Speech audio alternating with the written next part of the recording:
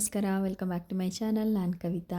ಇವತ್ತು ಒಂದು 3 ರೆಸಿಪೀಸ್ನ ಶೇರ್ ಮಾಡೋಣ ಅಂತ ಅಂದ್ಕೊಂಡಿದ್ದೀನಿ ಸಿಂಪಲ್ಲಾಗಿ. ಅದ್ರ ಜೊತೆಗೆ ಕೆಲವೊಂದು ವೆಯ್ಟ್ ಲಾಸ್ ಚಾಲೆಂಜು ನ್ಯೂ ಅಪ್ಡೇಟ್ನ ಕೂಡ ಶೇರ್ ಮಾಡಬೇಕಿತ್ತು. ತುಂಬ ಜನ ಕೇಳ್ತಾ ಇದ್ದೀರಿ, ಮತ್ತು ಇದೇ ರೀತಿ ಚಾಲೆಂಜಸ್ನ ಕಂಟಿನ್ಯೂ ಮಾಡಿ ಅಂತೇಳಿ ಕೇಳ್ತಾ ಇದ್ದೀರಾ. ಸೊ ಹಾಗಾಗಿ ಅದೇ ರೀತಿಯ ಚಾಲೆಂಜಲ್ಲಿ ಕೆಲವೊಂದಷ್ಟು ಫುಡ್ ಪ್ಯಾಟ್ರನ್ ಚೇಂಜ್ ಮಾಡೋಣ ಅಂತ ಅಂದ್ಕೊಂಡಿದ್ದೀನಿ.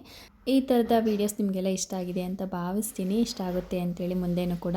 ಹಾಗೆಯೇ ಯಾರೆಲ್ಲ ವೆಯ್ಟ್ ಲಾಸ್ ಚಾಲೆಂಜ್ನ ಶುರು ಮಾಡ್ಕೋಬೇಕು ಅಂದ್ಕೊಂಡಿದ್ದೀರಾ, ಶುರು ಮಾಡಿದ್ದೀರಾ, ಅವ್ರಿಗೆಲ್ಲ ಈ ರೀತಿಯ ಫುಡ್ಗಳು ನಿಮಗೆ ಈಸಿ ಆಗುತ್ತೆ ವೆಯ್ಟ್ ಲಾಸ್ ಮಾಡಲಿಕ್ಕೆ ಅಂತ ಭಾವಿಸ್ತಾ ಇದೊಂದು ಹೊಸ ಚಾಲೆಂಜ್ ಅಂತ ಅಲ್ಲ.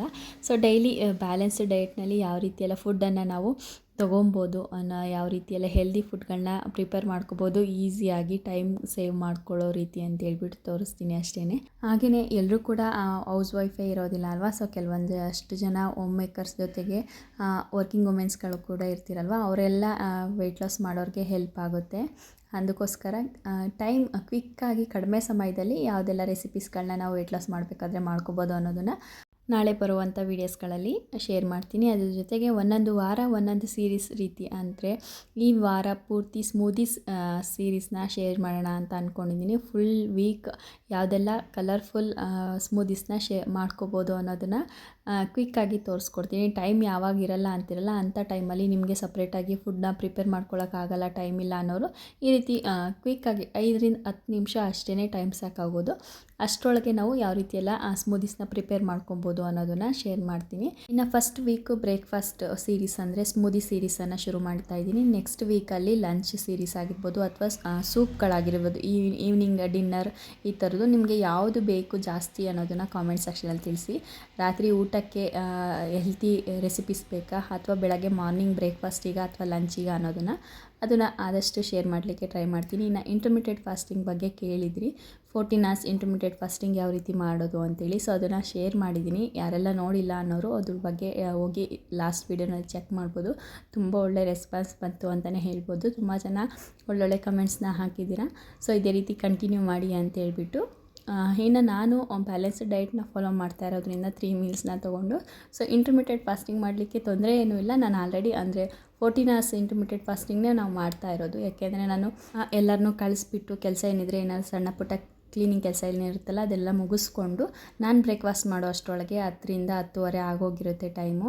ಸೊ ಇನ್ನು ಮಧ್ಯಾಹ್ನದ ಊಟ ನಾರ್ಮಲಾಗಿ 2 ಗಂಟೆ ಅಥವಾ 2:30 ಆ ಟೈಮಿಗೆ ತೊಗೊತೀನಿ. ಇನ್ನು ಈವ್ನಿಂಗ್ ಸ್ನ್ಯಾಕ್ಸ್ಗೆ ಒಂದು 5 o'clockಗೆ ಟೀ ಅಥವಾ ಕಾಫಿ ಅಂತೂ ಕಂಪಲ್ಸರಿ ಇರುತ್ತೆ, ಅಥವಾ ಅದ್ರ ಜೊತೆಗೆ ಒಂದು ಸ್ವಲ್ಪ ಫ್ರೂಟ್ಸ್ ಆಗಿರ್ಬೋದು, ನಟ್ಸ್ ಈ ಥರ ಇರುತ್ತೆ. ಇನ್ನು ರಾತ್ರಿ ಊಟನ 8:30 ಅಷ್ಟರೊಳಗೆ ಕಂಪ್ಲೀಟ್ ಮಾಡಲಿಕ್ಕೆ ಟ್ರೈ ಮಾಡ್ತೀನಿ ಸಾಧ್ಯ ಆದಷ್ಟು. ಇಲ್ಲ ಅಂದರೆ 8:40, 8:45 ಈ ಥರ ಆಗಿದೆ. ಆದಷ್ಟು 9 ಗಂಟೆ ಒಳಗಡೆ ಕಂಪ್ಲೀಟ್ ಮಾಡ್ಕೊತೀನಿ. ಸೊ ಅಲ್ಲಿಗೆ ನಂದು ಇಂಟರ್ಮಿಟೆಡ್ ಫಾಸ್ಟಿಂಗ್ 14 hours ಇಂಟರ್ಮಿಟೆಡ್ ಫಾಸ್ಟಿಂಗಿಗೆ ಹತ್ತತ್ರ ಇರುತ್ತೆ. ಸೊ ಹಾಗಾಗಿ ನಾನು ಅದರಲ್ಲೇ ಬ್ಯಾಲೆನ್ಸ್ಡ್ ಮಾಡ್ಕೊತಾ ಬಂದಿದ್ದೀನಿ ಇದುವರೆಗೂ. ಮುಂಚೆನೂ ಕೂಡ ಇದೇ ಟೈಮಿಂಗ್ಸ್ನ ಫಾಲೋ ಮಾಡ್ತಿದ್ದು, ಈಗಲೂ ಅದೇ ಮಾಡ್ತಾ ಇರೋದು. ಸೊ ವಿತ್ ಟೈಮಿಂಗ್ಸ್ ಕೂಡ ಹೇಳಿ ಅಂತ ಕೇಳಿದ್ದೀರಾ, ಯಾವ್ಯಾವ ಟೈಮಲ್ಲಿ ಏನೇನು ತೊಗೊತೀರಾ ಅಂತ. ಸೊ ಅದನ್ನು ಕೂಡ ಶೇರ್ ಮಾಡ್ತಾ ಬರ್ತೀನಿ. ಹಾಗೆಯೇ ಯಾರಿಗೆಲ್ಲ ಸ್ನ್ಯಾಕ್ಸ್ ಟೈಮಲ್ಲಿ ತುಂಬ ಏನಾದರೂ ತಿನ್ನಬೇಕು ಅನ್ನೋ ಕ್ರೇವಿಂಗ್ಸ್ ಇರುತ್ತಲ್ಲ, ಸೊ ಅಂಥವ್ರಿಗೆ ಕೆಲವೊಂದಷ್ಟು ಹೆಲ್ದಿ ಸ್ನ್ಯಾಕ್ಸ್ ಕೂಡ ಶೇರ್ ಮಾಡ್ತಾ ಬರ್ತೀನಿ ಒಂದೊಂದು ದಿನ. ಇಲ್ಲಿ ಕೂಡ ಲಾಸ್ಟು ನಾನು ಶೇರ್ ಮಾಡಿದಾಗೆ ಅದನ್ನು ಡಿನ್ನರ್ಗಾರು ತೊಗೋಬೋದು, ಬ್ರೆಡ್ ಟೋಸ್ಟನ್ನ ಬ್ರೇಕ್ಫಾಸ್ಟ್ಗಾರು ತೊಗೋಬೋದು, ಅಥವಾ ಸ್ನ್ಯಾಕ್ಸ್ಗಾರು ಒಂದು ಬ್ರೆಡ್ ಟೋಸ್ಟನ್ನು ನೀವು ತೊಗೊಬೋದು. ಸೊ ಏನೆಲ್ಲ ಹಾಕಿದೆ ಅನ್ನೋದನ್ನು ನೀವು ವೀಡಿಯೋನಲ್ಲಿ ನೋಡಿರ್ತೀರ. ನೆಕ್ಸ್ಟ್ ಇವಾಗ ಮಾಡ್ತಾ ಇರೋದು ರಾಗಿ ಹಿಟ್ಟನ್ನು ಬಳಸ್ಕೊಂಡು ವಾಫಲ್ಸ್ನ ಮಾಡಿಕೊಡ್ತಾ ಇದ್ದೀನಿ. ಇದು ಮಕ್ಳಿಗಾದರೂ ನೀವು ಲಂಚ್ ಬಾಕ್ಸ್ಗೆ, ಸ್ನ್ಯಾಕ್ಸ್ ಬಾಕ್ಸ್ಗೆ ಕೊಡ್ಬೋದು, ಅಥವಾ ನೀವೇ ಆದ್ರೂ ಈವ್ನಿಂಗ್ ಸ್ನ್ಯಾಕ್ಸ್ ಅಥವಾ ನಿಮಗೆ ಇವಾಗೆಲ್ಲ ಬ್ರೇಕ್ಫಾಸ್ಟ್ಗೆ ಕೂಡ ತೊಗೋಬೋದು, ಅಥವಾ ಡಿನ್ನರ್ಗೆ ಕೂಡ ತೊಗೋಬೋದು. ಏಕೆ ಅಂದರೆ ಇದರಲ್ಲಿ ರಾಗಿ ಮತ್ತು ಗೋಧಿ ಹಿಟ್ಟಷ್ಟೇ ಬಳಸಿರೋದು, ಬೇರೆ ಇನ್ಯಾವುದೂ ಮೈದಾ ಹಿಟ್ಟಾಗಲಿ ಬೇರೆ ಏನೂ ಯೂಸ್ ಮಾಡಿಲ್ಲ. ಸ್ವಲ್ಪ ಫ್ಲೇವರ್ಗೋಸ್ಕರ ಕೋಕೋ ಪೌಡರ್ನ ಯೂಸ್ ಮಾಡ್ತೀನಿ. ಬೇಕಿದ್ದರೆ ಹಾಕ್ಕೋಬೋದು, ಬೇಡ ಅಂದರೆ ಸ್ಕಿಪ್ ಮಾಡಿ. ಮಕ್ಕಳಿಗೆ ಇಷ್ಟ ಆಗಲಿ ಅನ್ನೋದಕ್ಕೋಸ್ಕರ ರಾಗಿ ಹಿಟ್ಟು ಗೊತ್ತಾಗಬಾರ್ದಲ್ವ, ಸೊ ಅದಕ್ಕೋಸ್ಕರ ಕೋಕೋ ಪೌಡರ್ನ ಹಾಕಿ ಮ್ಯಾನೇಜ್ ಮಾಡಿರೋದು. ಸೊ ಏನೆಲ್ಲ ಹಾಕಿದೆ ಅನ್ನೋದನ್ನು ನಾನು ವೀಡಿಯೋನ ಶೇರ್ ಮಾಡಿದ್ದೀನಿ ನೋಡಿ. ಅಥವಾ ಅದ್ರದ್ದು ಏನಾದರೂ ರೆಸಿಪಿ ಫುಲ್ ಬೇಕು ಅಂದರೆ ಅದು ಡಿಸ್ಕ್ರಿಪ್ಷನಲ್ಲಿ ಏನೆಲ್ಲ ಹಾಕಿದ್ದೀನಿ ಐಟಮ್ಸು ಅನ್ನೋದನ್ನು ಹಾಕಿರ್ತೀನಿ, ಚೆಕ್ ಮಾಡ್ಕೊಳ್ಳಿ. ಇದು ಬಿಸಿಯಲ್ಲಿರಬೇಕಾದ್ರೆ ಸ್ವಲ್ಪ ಸಾಫ್ಟಾಗಿರುತ್ತೆ. ಸ್ವಲ್ಪ ಒಂದು 10 ನಿಮಿಷ ಆದಮೇಲೆ ಕ್ರಿಸ್ಪಿಯಾಗಿ ಚೆನ್ನಾಗಿ ಬರುತ್ತೆ ವಾಫಲ್. ಇದ್ರ ಜೊತೆಗೆ ನೀವು ಐಸ್ ಕ್ರೀಮ್ ಕೂಡ ಬೇಕಾದ್ರೆ ಹಾಕೋಬೋದು. ವೆಯ್ಟ್ ಲಾಸ್ ಮಾಡಬೇಕಾದ್ರೆ ಐಸ್ ಕ್ರೀಮ್ ತಿನ್ನೋ ಆಗಿಲ್ಲ, ಏನು ಮಾಡೋದು ಅನ್ನೋದಾದರೆ ಐಸ್ ಕ್ರೀಮ್ ರೆಸಿಪಿ ಕೂಡ ನೆಕ್ಸ್ಟ್ ಸದ್ಯದಲ್ಲೇ ಶೇರ್ ಮಾಡ್ತೀನಿ. ಇನ್ನು ಬೇರೆ ಯಾವ ಥರದ ರೆಸಿಪೀಸ್ ಬೇಕು ಅನ್ನೋದನ್ನು ಕಾಮೆಂಟ್ ಸೆಕ್ಷನಲ್ಲಿ ತಿಳಿಸಿ. ಇನ್ನು ಸಾಕಷ್ಟು ಜನ ಇಡ್ಲಿ ಪಾತ್ರೆ ಲಿಂಕನ್ನು ಕೊಡಿ ಅಂತ ಕೇಳಿದ್ದೀರಾ. ಸೊ ಅದನ್ನು ನಾನು ಪ್ರೆಸ್ಟೀಜ್ ಶಾಪಲ್ಲೇ ಹೋಗಿ ಪರ್ಚೇಸ್ ಮಾಡಿರೋವಂಥದ್ದು. ಸೊ ಅದನ್ನೆಲ್ಲ ಆನ್ಲೈನಲ್ಲಿ ಏನು ಬೈ ಮಾಡಿಲ್ಲ. ಹಾಗೆಯೇ ತವಾ ಕೂಡ ನಾನು ಬಿಗ್ ಬಾಸ್ಕೆಟಿಂದ ಶಾಪ್ ಮಾಡಿದ್ದು. ಸುಮಾರು ಒಂದು 6-7 ವರ್ಷನೇ ಆಯಿತು ಅಂದ್ಕೊತೀನಿ. ಸೊ ಅದ್ರ ಲಿಂಕ್ ಇವಾಗ ಸಿಗಲ್ಲ.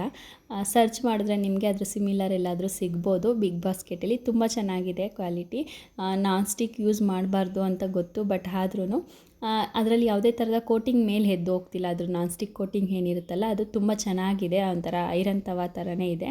ಸೊ ಅದರಲ್ಲಿ ದೋಸೆನೂ ಕೂಡ ಮಾಡ್ಕೊತೀನಿ, ನಾನು ಚಪಾತಿನೂ ಕೂಡ ಅದರಲ್ಲೇ ಮಾಡ್ಕೊತೀನಿ. ಯಾವತ್ತೂ ಏನು ಸ್ವಲ್ಪನೂ ಸಹ ದೋಸೆ ಆಗಲಿ ಚಪಾತಿ ಆಗಲಿ ಹಾಳಾಗಿರೋದು, ರಫ್ ಆಗೋದು ಈ ಥರದ್ದೇನೂ ಆಗಿಲ್ಲ.